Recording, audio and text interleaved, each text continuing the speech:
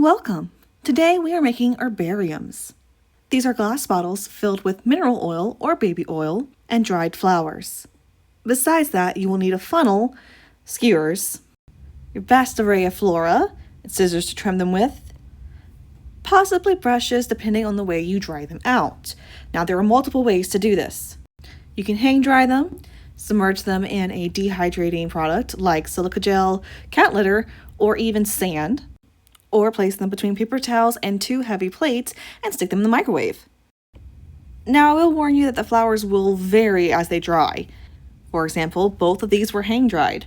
One is obviously more brighter than the other. I also used the cat litter method, and while some of them came out looking just like I freshly picked them, others not so much.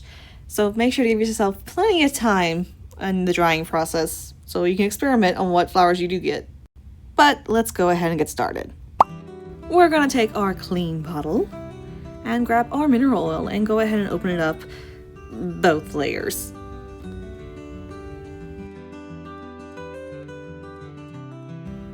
Then we grab our funnel and we're going to start pouring in a little bit of a base layer. So we're only going to do about the bottom third or so our plants have somewhat of a basis to sit on. You can also add pretty rocks to do so you can cement them in. But let's take a moment to appreciate that pretty ASMR spin of the bubbles.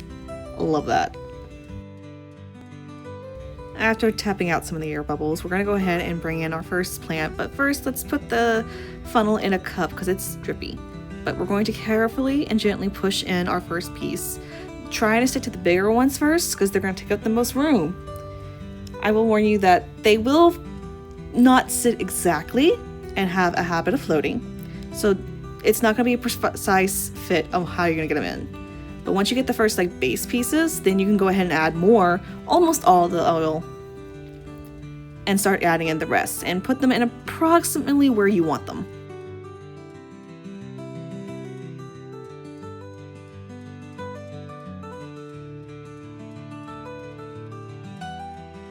As I said, they will be a little bit floaty. Give it a couple days though, and the oil will saturate the flowers enough, they'll sit pretty.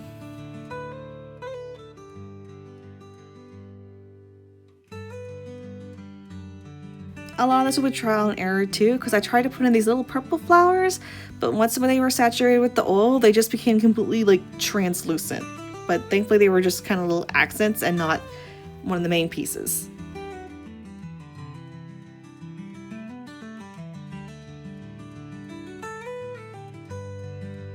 Now this flower did give me trouble because the base of it actually had a big old air pocket that I couldn't mess with, so it tended to make the butt of it stand straight up.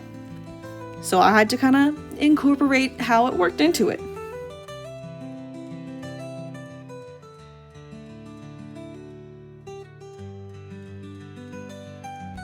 Now here I'm giving it a little look over and deciding it needs just a bit more oil. I will say that the air pocket right there at the top will push the cork up a bit. Once the cork can actually soak in some of that oil, it's going to sit fine, I promise you. But I'm also using that flower that had the air pocket to sit in the neck. That way you get a little bit more action in there as well.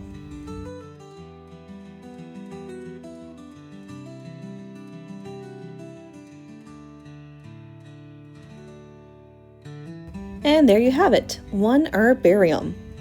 Now I've also seen people use this method to do infused olive oils, either with rosemary, thyme, sage, what have you. That way it's functional and pretty in the kitchen. But you can also use this to commemorate certain flowers of loved ones or special events. And it holds up pretty well. In fact, these 2 photos were taken 2 months apart. And while some of it did sink, like I said it was going to do, it is still as pretty and as vibrant as the first day I made it. You can also add some wax to kind of seal it for an extra apothecary effect, but don't use food coloring, it does not work, I am warning you now. But here are some of the finished pieces from our herbarium program we've had, made by other patrons, just like you. Thanks for watching, have fun!